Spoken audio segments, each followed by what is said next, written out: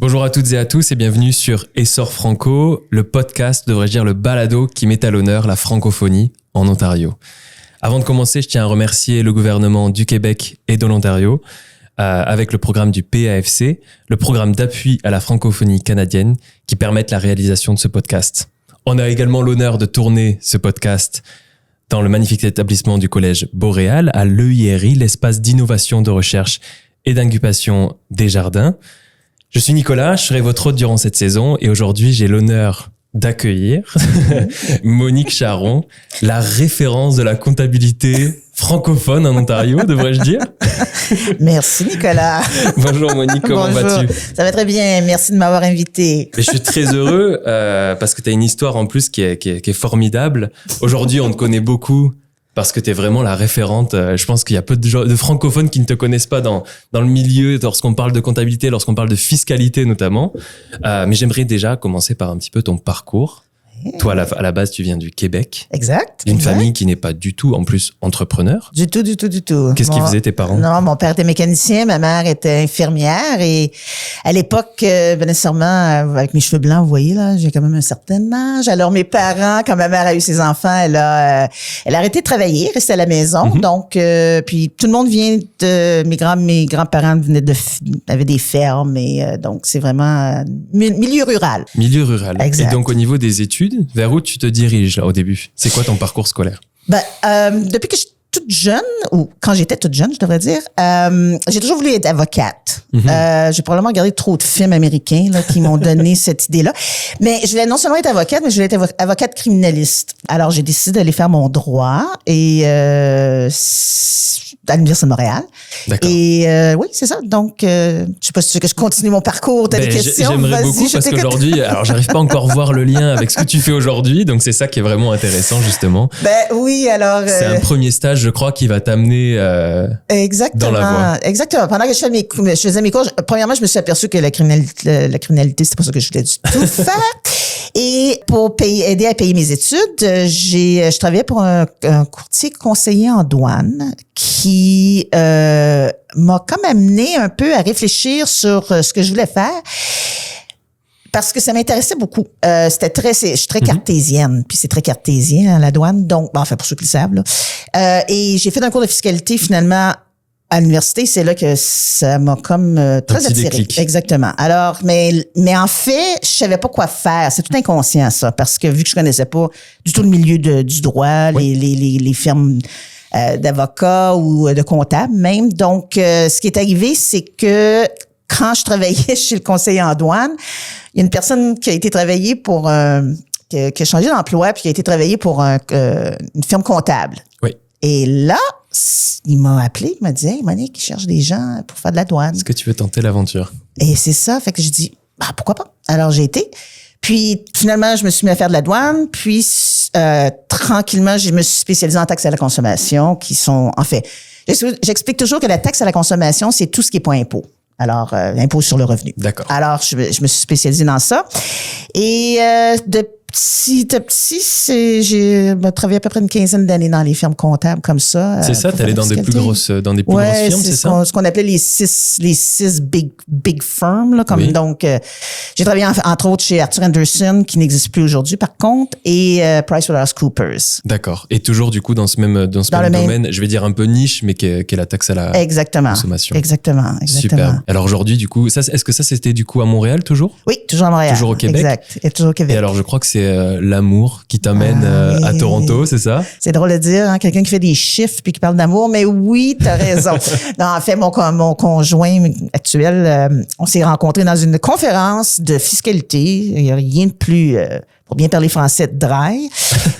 Mais ça l'a cliqué. Lui était à Vancouver à cette époque-là. Oui. Moi, j'étais à Montréal. Alors, peu de mois après, il a redéménagé à Toronto parce qu'il venait de Toronto. Et après quelques années de la 401, pour ceux qui connaissent ça, j'ai décidé de déménager ici. Très longue route. Longue route et en hiver et oui, c'est ça. Donc, c'est ça. J'ai décidé de déménager pour venir le rejoindre ici. Donc, tu as quitté la grosse firme à Montréal. En plus, je crois que tu avais l'occasion de faire partie des associés ou quelque chose comme ça. Oui, exactement. Tu as quitté un petit peu ce milieu-là pour tout recommencer, une nouvelle aventure. Oui, exact. Je dois dire que je me voyais pas finir ma carrière de toute façon dans les grandes firmes. Parce que c'est super, là. J'ai absolument rien à dire contre ça, mais faut être fait pour ça. Puis finalement... tu te sentais pas connecté vraiment avec ça? Non, il y a certaines valeurs que j'avais qui étaient pas les mêmes. Mais j'aurais pas nécessairement quitté, là. C'est ce qui m'a forcé à finalement un peu la main, la vie, hein. Des fois, elle nous apporte des choses qu'on n'aurait jamais pensé. Ouais. T'es nouvelle aventure à Toronto. Exact. C'est quoi tes premiers pas à Toronto? Ça ressemble à quoi? Qu'est-ce que tu fais? Comment tu découvres la ville? Alors, j'imagine qu'en plus, il y a une culture qui est quand même bien différente de celle du Québec.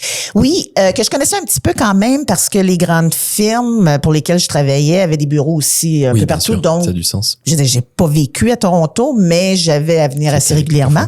Mais une chose qui m'a vraiment surpris, c'est de voir comment la communauté francophone était beaucoup plus grande que je pensais. Moi, dans ma tête, régulièrement, je sais pas si les gens, peut-être 5 mois, mais tu te promènes sur la rue, puis même à l'époque, il y a 20 ans, là, t'entends parler français, etc. La communauté, les gens ne le savent pas si tu, si tu vis pas ici ou tu connais pas quelqu'un qui dit. Bien sûr, ça c'était en 2004, du coup, c'est ça? Exactement, en 2004. Quand t'es arrivé à Toronto, et du coup, aujourd'hui, et alors en plus, ça a grandi de plus en plus au fil des années. Oui. Mais toi, déjà, en 2004, tu trouves une communauté francophone. Oui. Puis comme tu dis, ça explique. En plus, là, on a plein de gens qui viennent de l'extérieur, des francophones, puis tout ça. Donc, il y a vraiment, c'est vraiment surprenant. Comme il y a beaucoup de monde. Oui. Et donc, ça, c'est quoi tes premiers pas finalement? Tu vas voir des organismes francophones, tu essaies d'évoluer, tu networks. C'est quoi tes premières actions finalement? D'un point de vue entrepreneuriat, parce qu'il faut juste faire une petite précision. Quand j'ai décidé de m'en venir ici pour j'aurais pu aller travailler pour une des firmes, en fait, où je travaillais. On m'avait dit, si tu veux, tu peux travailler. Mais j'ai comme sauté sur l'opportunité de dire, OK, qu'est-ce que je veux faire? Finalement, parce que ce que je savais, c'est que je voulais pas rester dans les firmes. Et là, je me suis dit, j'ai une expertise. Pourquoi j'essaie pas de devenir entrepreneur? Et pour les gens qui se demandent, comme je disais, mon parcours là, dans ma famille, il n'y en a pas d'entrepreneurs, à part les fermiers, mais ça, c'est de père en fils. T'as pas vraiment eu d'exemple. Alors, c'est certain que j'avais quelques craintes, mais en même temps, je me suis dit, tu sais, si on n'essaie pas, on peut pas le savoir. On pourra jamais savoir si ça fonctionne. Alors, pour en revenir à ta question, ça s'est tout comme mijoté en même temps. Je me suis pas vraiment arrêtée de faire une réflexion, mais je me suis dit, aussi bien de commencer avec les gens que je connais, c'est-à-dire les francophones. Alors, j'ai commencé à m'impliquer dans des associations, faire du bénévolat, fait que ça a développé ma vie privée. Alors, j'ai rencontré des francophones intéressants. Et la communauté francophone, je me suis aperçue après quelques temps qu'elle se tient beaucoup. Tu sais, si tu as une bonne expertise dans quelque chose ou quoi que ce soit, on va te référer, etc.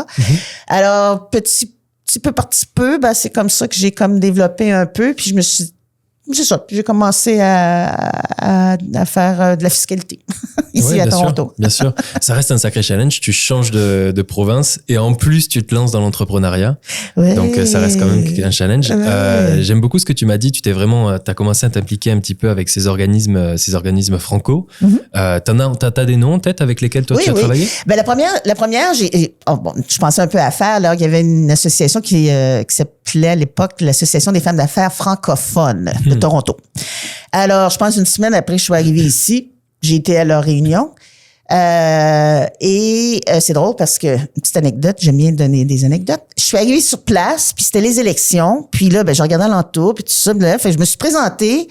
Et j'ai été élue comme étant... Directement après une semaine sur place. Alors, je me suis dit, est-ce que c'est parce qu'il n'y a pas personne? Ou, mais en fait, je connaissais une personne déjà sur place. Tout ça. Mais en fait, tout ça pour dire que donc j'ai l'Association des femmes francophones de Toronto. Et je me suis beaucoup impliquée aussi dans ce qu'on appelle les centres d'accueil héritage, qui est un organisme qui s'occupe des personnes âgées et des personnes...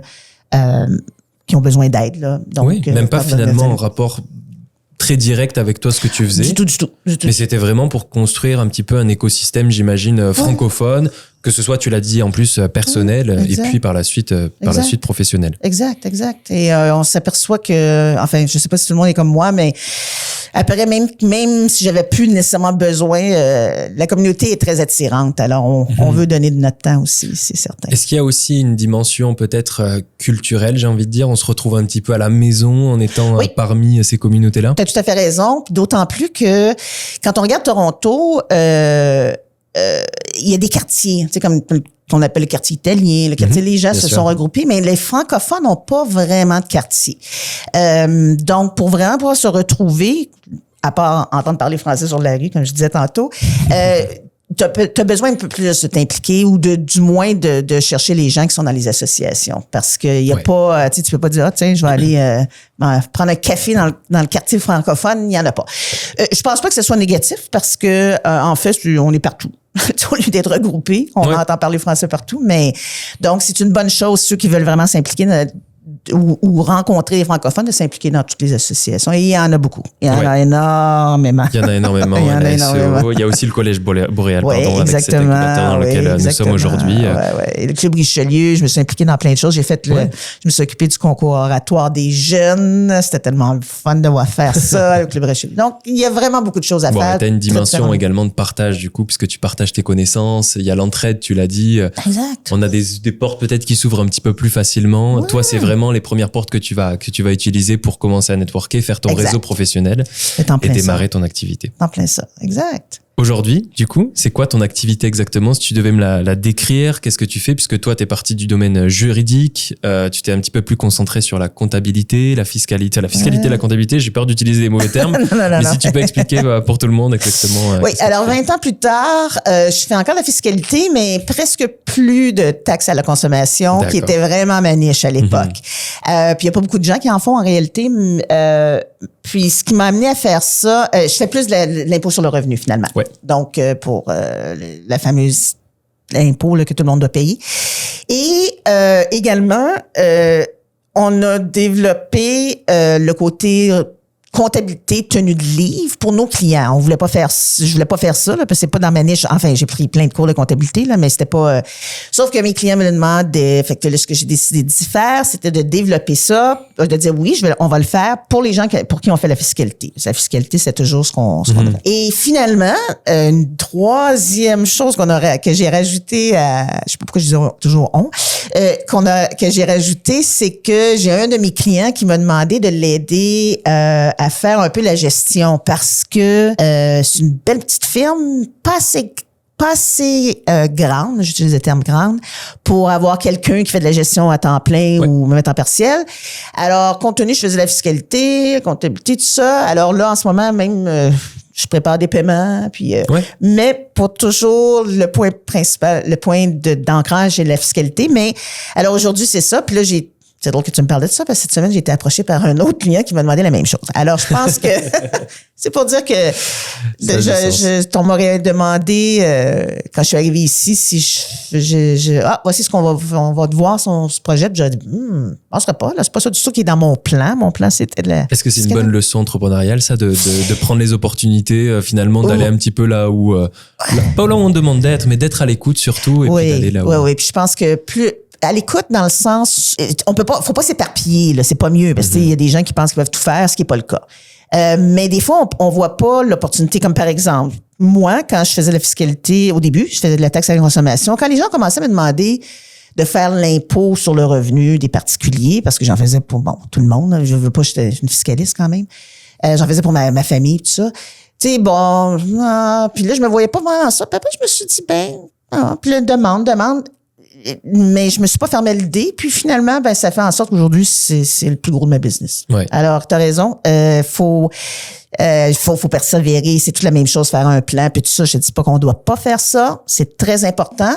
Mais gardons l'esprit ouvert parce que c'est surprenant ce que la vie nous met sur le chemin puis qu'on n'aurait pas pensé à ça. Puis ça fait partie un petit peu aussi de toi puisque tu vois, tu prends l'opportunité d'aller en Ontario, tu t'emmènes dans une nouvelle aventure, il y a le côté entrepreneurial qui se met en place.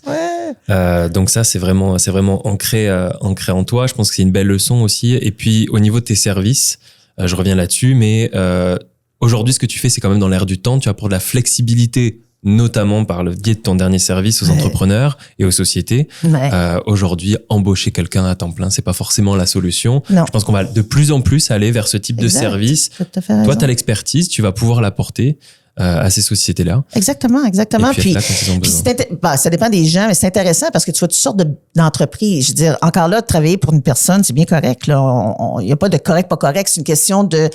Faut pas s'arrêter à ça. Moi, j'aurais jamais pensé être entrepreneur parce que j'avais aucune expérience, j'avais aucun exemple dans ma vie quand j'étais jeune. Puis vous me regardez aujourd'hui, puis comme tu dis, puis c'est pas mieux qu'une autre là. C'est juste que c'est ça. Des fois, on a une petite peur, puis mais on fonce, on essaie. La vie aujourd'hui, il y a plein d'opportunités. Puis si ça fonctionne pas, je sais que c'est facile pour moi de dire ça maintenant, là, mais si ça fonctionne pas, ben il y a d'autres choses qui va fonctionner, c'est certain. Ouais, tout à fait. C'est aussi un apprentissage. Chaque échec ou voilà, c'est une répétition, c'est un apprentissage. Ça nous permet de nous refaire dans divers domaines. Je pense que les gens sont beaucoup plus entrepreneurs qu'ils peuvent le penser.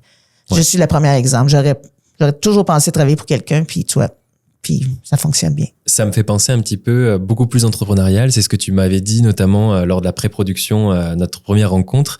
Tu étais étonné sur la communauté francophone du nombre d'entrepreneurs qui avaient justement dans ces communautés-là, dans ces organismes-là. Ah oui. Énormément. Tous mes clients sont des entrepreneurs ou presque. Bon, il y a certaines personnes qui sont aux emplois, mais non, il y en a énormément. Puis ça fonctionne bien. Je les regarde aller, puis non, des fois on met un petit peu de confiture moins sucrée, mais la semaine d'après on va pouvoir en mettre mais non, c'est vraiment puis comme je disais au départ, ici en tout cas la communauté s'aide beaucoup. Puis je dis ça, moi par exemple, j'ai des clients dans toutes sortes de sphères, d'industrie, etc. Alors je suis toujours l'oreille ouverte. Puis tiens Nicolas, toi tu fais ça, bon, ben attends, peut-être que vas-y, puis ça marche tant mieux. Puis alors les gens font ça là en général. Donc si les gens sont pas sûrs, là, je devrais-tu, puis peu importe l'âge. Moi j'ai des clients qui ont commencé à être entrepreneurs, puis ils ont perdu leur emploi justement, ou c'était pas par choix, mais puis ça fonctionne bien. Ça, c'est un super message, c'est-à-dire qu'on peut démarrer. Il n'y a pas de, pas de règles. En tout cas, il n'y a pas d'âge, il n'y a pas de règles. Exactement. Il faut être juste à l'écoute, comme tu le disais. En plein ça. C'est quoi ton regard aujourd'hui sur les communautés franco-ontariennes de manière générale? Tu me dis qu'il y a beaucoup de soutien. J'entends qu'il y a un vrai écosystème d'entraide, de bouche à oreille, tout ça. On travaille un petit peu entre nous. Exact. Mais c'est mon opinion personnelle. Bien sûr. Faut faire aussi attention un peu parce que des fois on travaille contre nous. Dans le sens que j'ai vu par expérience des fois des associations qui font pas ça pour le faire, c'est pas conscient, mais qui, au lieu de travailler ensemble, tirent sur la même corde. Tu tires la bourre, oui. Donc, des fois, je trouve ça un petit peu dommage parce que, au bout de la ligne, les associations sont là pour quelque chose de précis. Puis finalement, le service qu'ils devraient rendre ou quoi que ce soit est peut-être moins ce qu'il devrait être parce que justement, une enveloppe, on parle surtout d'argent comme de raison, parce qu'il y a beaucoup de subventions, alors tout le monde tire sa même enveloppe, donc peut-être que ça pourrait être une des choses à faire. L'autre chose aussi, c'est que autant d'un côté comme de l'autre, et encore là, c'est mon opinion, je l'ai même dit, là, je suis le genre de personne de parler, de dire mes opinions, mais faut faire attention aussi parce que c'est dommage, mais il y a des gens qui sont peut-être pas à leur place, comme dans n'importe où, là, c'est pas parce qu'on est francophone. Donc, ceux qui commencent, les plus jeunes, soyez à l'écoute pour être sûr que si vous, par exemple, vous allez sur un conseil d'administration, quoi que ce soit, des très bonnes écoles, mais peut-être deux à la fois pour voir la différence entre les styles, etc. Juste pour pouvoir comparer. Parce que puis, il y a beaucoup d'organismes aujourd'hui, beaucoup d'associations, d'organismes à but non lucratifs. Je vais pas dire trop, mais en tout cas, parfois, on sait plus trop où aller. Moi, je vais te dire trop. Faire. Je vais te dire trop parce qu'il y en a plusieurs qui se ressemblent tellement que s'ils s'associaient justement pour en faire une, ils seraient plus forts, etc. Bien sûr. C'est ça qui est un peu dommage. Et au niveau de l'entrepreneuriat, lorsqu'on veut démarrer un exercice entrepreneurial, dans ton cas franco en plus, tu en as fait ta marque de fabrique. Est-ce que tu sais s'il y a des programmes? Est-ce que tu peux te faire accompagner par ces organismes-là? Oui, entre autres le Collège Boréal. Ouais. Ils ont plusieurs possibilités ici. Si tu et je crois, là je m'avance peut-être par exemple, mais je crois que tu peux. Bon, c'est surtout pour les étudiants là, mais je crois que tu peux aussi approcher pour avoir certaines informations. Ouais. Il y a des organismes francophones qui aident aussi les entrepreneurs. Il y en a encore trop, selon moi. Mais il y en a qui peuvent vous aider à là, j'en nommerai pas, là, parce que je veux pas être... mais qui peuvent aider les gens, tu sais, si ça va pas trop. Puis surtout si t'arrives, tu sais pas trop cogner la porte, tout ça. Ces associations-là vont pouvoir te donner certaines clés pour t'aider. Ouais. Fait que le gouvernement aussi, là, il y a quand même des programmes là, gratuits que tu peux Bien faire. sûr. Et d'autant plus pour les jeunes, moins de 30 ans, je crois qu'il y a pas mal de programmes d'aide financière même aussi, qui peuvent t'aider à démarrer justement ton activité. Exactement, oui. Puis comme les caisses populaires, juste ça comme ça parce qu'on est francophone puis ça vient du Québec, mais ils ont des programmes justement là pour les entrepreneurs là, de 30 ans et moins, etc. Donc, oui. Et alors toi aujourd'hui, Franco, du coup, tu me disais que ça représente la majorité de ta clientèle, si ce n'est quasiment toute ta clientèle. Oui, multiplié par 2, par exemple, divisé par 2 dans le sens que, parce que la plupart, j'ai le conjoint aussi, donc. Bien sûr. Il y a beaucoup mais oui. De base, je te dirais que c'est 80%, c'est francophone. Oui. 80%. Donc t'as réussi vraiment à en faire ta marque de fabrique en quelque sorte et t'arrives à évoluer en franco. Ah oui. Majoritairement. Puis toutes ces entreprises-là ont des besoins qu'ils trouvent pas nécessairement en français. Donc, puis c'est correct, là, l'anglais, là, je parle anglais moi-même, puis j'ai des anglais. Mais donc, je vais juste dire, vous, entrepreneurs ou futurs entrepreneurs ou quoi que ce soit, regardez parce que l'exemple que je donnais de mon client qui m'a demandé, finalement, ça s'est comme développé comme ça, peux-tu m'aider un peu plus sur ça? En anglais, on voit souvent ça, les gens qui sont des coachs, des choses. Mais ici, en tout cas, il y en a peut-être là, que je connais pas, mais ça reste beaucoup plus rare. Oui, fait que donc si vous avez une idée ou quoi que ce soit, vous seriez surpris de voir comment ça peut vous aider beaucoup. On m'a toujours dit en plus qu'une bonne entreprise, 50% de sa réussite, c'est sa gestion, notamment des fonds. Donc, j'imagine l'élément clé que c'est d'être accompagné là-dessus. Et alors, si ça peut être soit une langue natale ou une langue dans laquelle on est plus confortable. Exactement. Effectivement, ça l'aide. C'est rare qu'on parle de fiscalité quand on n'est pas anglophone de base.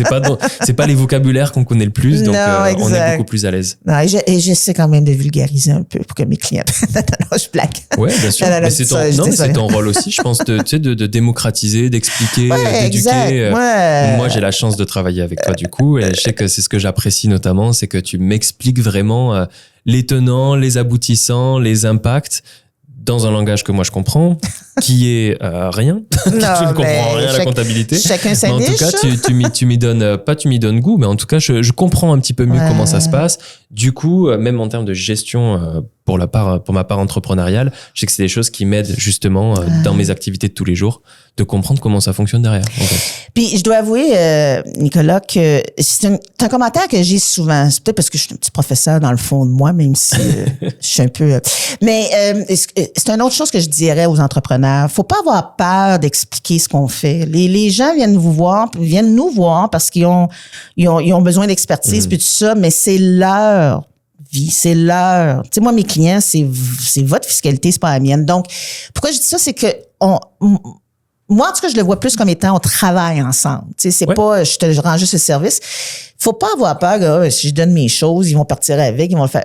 Bon, ça peut toujours arriver, là. Mais en principe, les gens, c'est pas ça qu'ils veulent. Ils veulent se sentir pas à part, mais justement le contraire, ils veulent se sentir partie de leur chose. Ouais. Donc, tu sais, moi, je donnais l'exemple, l'informatique, je vais être bien honnête, j'aime pas ça. Mais si on m'explique comment le faire, je vais le faire. Donc, je fais juste dire ça. Les entrepreneurs, n'ayez pas peur d'expliquer ce que vous faites. Et c'est souvent ce que je dis. Je prends l'exemple, parce que moi aussi, je donne des cours pour l'occasion. Okay. Je donne l'exemple du coach de sport.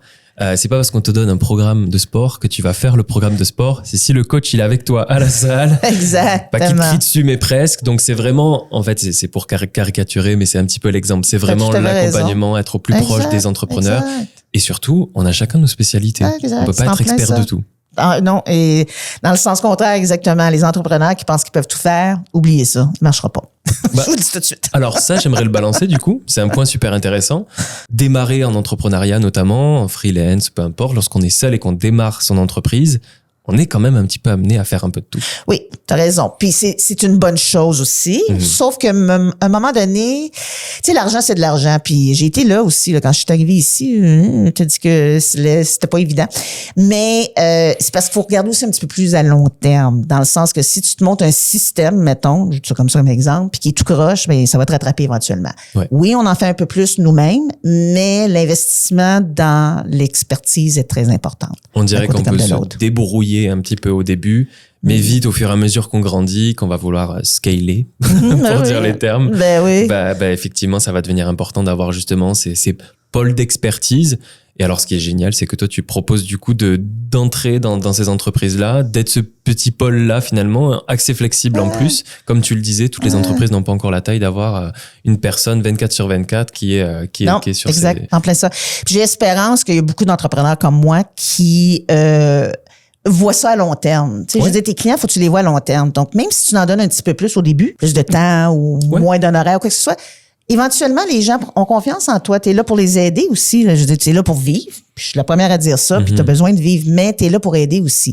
Ce qui fait en sorte que moi, j'ai des clients, la plupart de mes clients restent avec moi longtemps.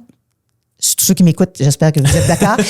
Mais comme je dis, je suis pas mieux qu'une autre, mais je pense que tu développes une relation. Donc, si tu peux t'arranger avec les personnes. Moi, j'ai des clients qui viennent me voir et me dire, Monique, j'ai besoin de fiscalité, mais c'est correct. On va s'organiser. On va s'organiser. La vie est là pour que on s'aide aussi. Là. Il y a un vrai truc que tu dis là, c'est la volonté d'aider, de s'entraider, et puis ça crée vraiment des relations long terme. Ah oui, hors pair même.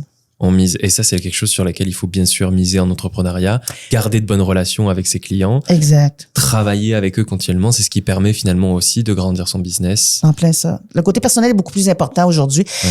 À l'époque, quand j'ai commencé, c'était comme bon, à faire, fallait montrer qu'on savait tout, blablabla. Il y en a encore des gens qui pensent comme ça, c'est correct. Mais moi, je m'aperçois que le plus en plus, c'est le personnel. Tu sais. Avant, on avait une relation personnelle avec notre docteur parce que c'était notre corps, mais dans tout ce qu'on fait, là, la vie aujourd'hui va vite. La vie, il y a plein de décisions qu'on est obligé de prendre qu'on voudrait pas prendre. Alors, si au moins les gens avec qui tu travailles, entrepreneurs ensemble, etc., tu as une bonne relation humaine, ben ça fait une différence. Ça fait vraiment une différence. Bah, superbe. Il y a quelque chose que tu m'as dit beaucoup, à la fois en pré-production et durant cet entretien, c'est « j'aurais jamais pensé que… » Oui. Ça vient d'où tout ça? Ben, c'est un peu ce que je te disais tantôt, dans le sens que tu pars avec une idée quand tu es entrepreneur, tu dis OK, moi ma spécialité c'est la fiscalité, taxe à consommation, puis il y a pas beaucoup de monde dans ça. Donc opportunité très importante. Et j'avais demandé si c'est ça, mais j'aurais pu ne pas tu sais, non, je reste avec seulement ça. Peut-être que ça aurait fonctionné aussi, mais je m'aperçois avec le temps que faut que tu regardes ton marché. Tu sais. Je veux dire, j'avais des belles relations avec ces gens-là, donc c'est pour ça que j'ai tranquillement, je me suis en allée plus en fiscalité personnelle. Donc, j'aurais pas pensé aujourd'hui.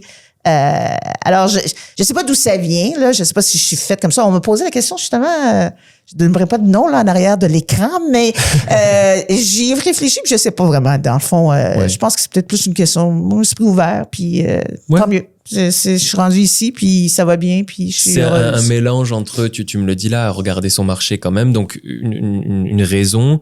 On recherche, quand même, on fait son travail en amont, mais aussi le petit grain de folie entrepreneuriale, de volonté de découverte, d'essayer de nouvelles choses. Les demandes aussi, hein. Je veux dire, moi, je faisais pas de gestion de compagnie, là, ou d'entreprise, je devrais dire. Quand je vais être bien honnête, quand mon client m'a approché il y a 2 ou 3 ans, du coup, je me suis dit, Puis après, j'ai dit, attends une minute, tu sais, je sais comment les fiscalités fonctionnent. Donc, tu te regardes, tu te dis, j'ai-tu les outils pour le faire? Que j'aurais pas pensé le faire, mais j'ai-tu les outils? Oui, bon, OK, on va le faire. Si t'es honnête avec toi-même puis avec ton client, si au bout d'un moment donné, on s'aperçoit que ça fonctionne pas, ça va être correct, on va juste passer à autre chose. Il y a les demandes et il y a aussi la fiscalité qui évolue, tout simplement. Donc, faut que toi, tu t'adaptes. Faut que finalement, c'est quand même dans ton ADN de t'adapter, d'apprendre continuellement de nouvelles choses, de rester alerte. Un peu comme vous, les gars, là, qui êtes technologie, là, tous les jours, ça change. Moi, j'ai encore mon vieux téléphone il y a 5 ans, puis mais t'as raison, exactement. Mais c'est dans n'importe quoi, pour être bien honnête, parce que la vie aujourd'hui, tu sais, les marchés sont ouverts, là. Je veux dire, Maintenant, faire affaire au Japon, c'est plus un problème. Là, tu sais, il y a 30 ans, tu faisais affaire avec la ville d'à côté. Donc, c'est ça qui est l'idée. Il se passe toutes sortes de choses dans d'autres domaines politiques, etc. Mais moi, j'essaie de penser vraiment... je pense à moi, je vais être bien honnête avec toi. Je pense à moi en premier. Là, c'est certain que je dis pas oui si ça me tente vraiment pas ou quoi. Là, faut faire quand même attention. Mais faut pas dire non à des opportunités parce qu'on le sait pas. Il y a quand même un gut feeling derrière qui t'emmène. J'imagine en plus avec les années d'expérience que tu as.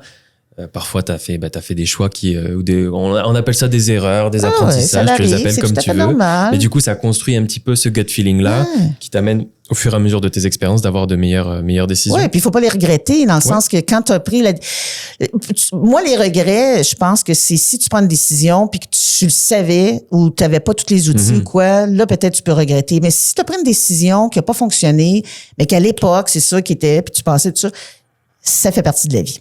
Ouais, c'est une étape. Comme tu dis exactement. Puis ça t'amène juste ça te donne d'autres outils finalement. Ben oui. Exact. Alors l'Essor Franco, c'est un podcast justement pour essayer de montrer, donner des conseils justement à cette jeunesse entrepreneuriale qui vient du Québec, qui voudrait peut-être s'installer en Ontario. 6 mois, petit exercice, j'arrivais tout juste en Ontario, je parle français, un petit peu anglais, mais c'est pas vraiment ma force. Mais en tout cas, j'ai une passion pour la comptabilité, la fiscalité. Je veux me lancer. C'est quoi mes premiers pas? C'est quoi comme conseil que tu donnerais justement à ces jeunes qui arrivent en Ontario, qui sont franco et qui voudraient démarrer leur activité? Ben, je pense que je leur dirais ce que je t'ai dit, dans le sens que faut que tu t'impliques dans le milieu. Ben, en fait, moi, ça a fonctionné pour moi. Tu sais, comme quand j'étais sur le conseil d'administration des centres d'accueil héritage, j'étais pas nécessairement pour aller voir la personne qui est là, mais ton nom circule. Puis, hop, un moment donné, j'ai un appel de quelqu'un d'autre, produit sur notre conseil. Tu fais ça. C'est comme ça que ça arrive.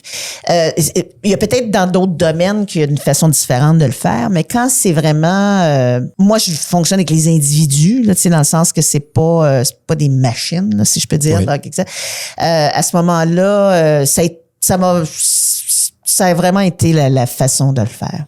Ouais, c'est comme ça que toi, t'as évolué, puis c'est le conseil que tu donnerais justement. En tout cas, il y a peut-être d'autres méthodes, mais c'est une très bonne méthode. Ouais. En tout cas, ça a fonctionné pour moi. Et surtout, le message que tu donnes, c'est que tu peux tout à fait évoluer en franco en Ontario. Oui, exactement.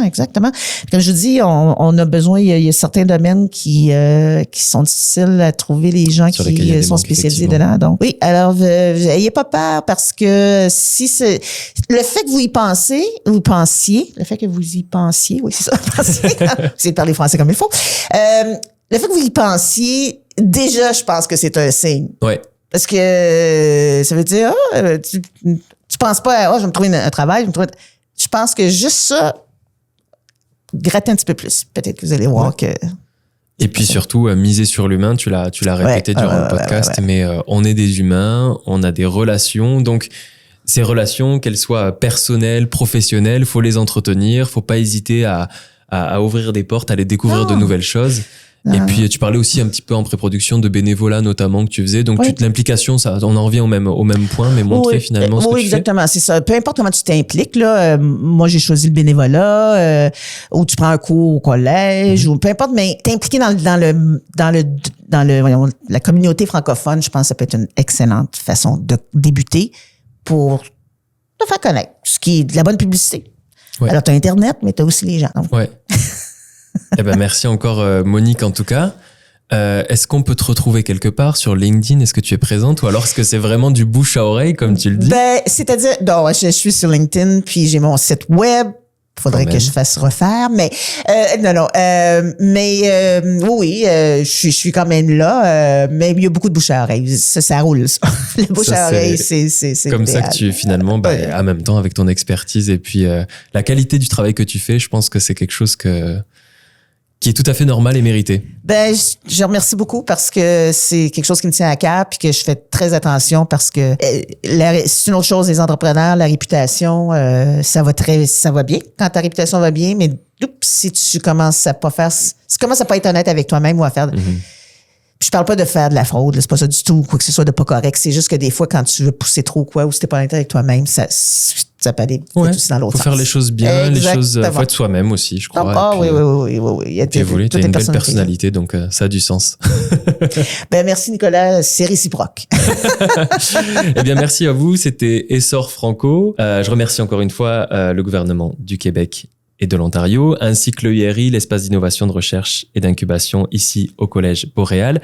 Si vous avez aimé ce podcast, n'hésitez pas à le liker, à aller commenter. Il est disponible sur toutes les plateformes, également sur YouTube. Merci.